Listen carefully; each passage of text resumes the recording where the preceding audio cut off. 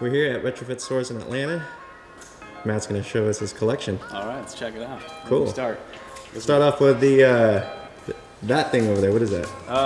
So this thing actually started my collection. This isn't even my car. This is Nate's car here at TRS. It's a 05 competition package, E46 M3. Yeah, a couple minor adjustments we made to the car, including a quad retrofit. Much better lighting, of course, from the front end. Looks pretty sweet too. Daily driver right here. This car is 2015 Range Rover Sport. It's a supercharged V8. It's what I drive every day. 630 horsepower in that thing, and as a daily driver, of course, it's only appropriate for it to be filthy dirty and car seat in the back, right? Cool. Looking over here, another E46 M3. This car is also owned by Nate, who's our COO here. Bought it as a race car. The thing was wrecked. About $4,000 for that thing.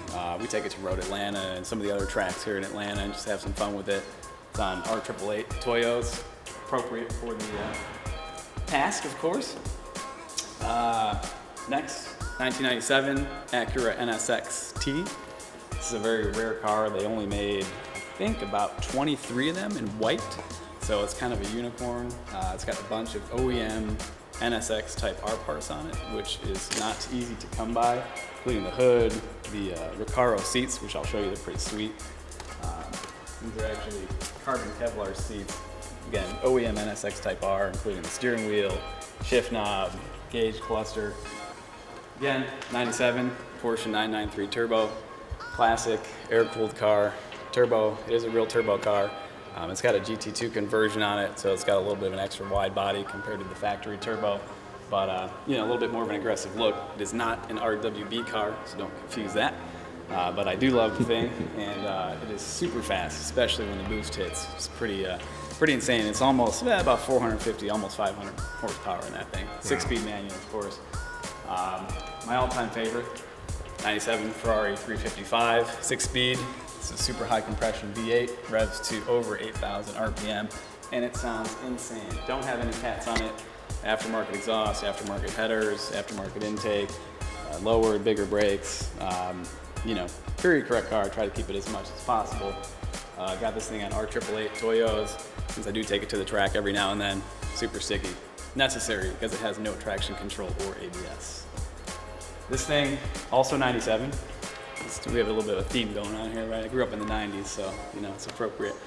Viper GTS, 9,000 miles on this car. Bought it last year out of a collector out of this garage in Chicago. I only did a couple things to it when I bought it. The stock ride height was more like a minivan, so I did lower a little bit on coilovers. Rotiform wheels, Toyo proxies, T1 Sport tires, love it, rides really well, much better than stock at this point.